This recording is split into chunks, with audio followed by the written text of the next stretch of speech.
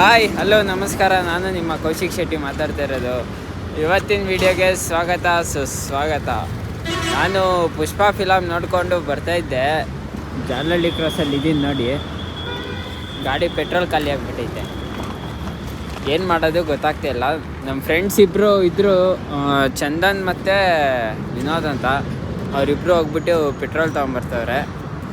ಅಲ್ಲಿವರೆಗೂ ಹಿಂಗೆ ಇರಬೇಕು. ಕರೆಕ್ಟ್ ಜಾಲಹಳ್ಳಿ ಕ್ರಾಸ್ ಬಂದೆ ಪೆಟ್ರೋಲ್ ಖಾಲಿ ಆಯಿತು.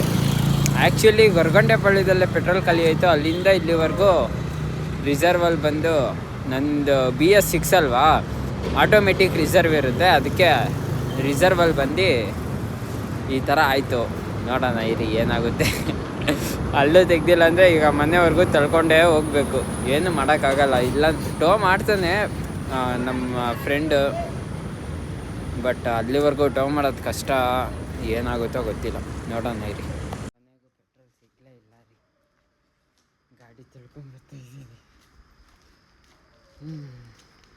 ನೋಡಿ. ಮನೆ ರೋಡ್ ಇಷ್ಟ ಆದರೆ ಲೈಕ್, ಶೇರ್ ಆ್ಯಂಡ್ ಕಮೆಂಟ್ ಮಾಡಿ, ಸಬ್ಸ್ಕ್ರೈಬ್ ಮಾಡೋದನ್ನ ಮರೆಯೋದು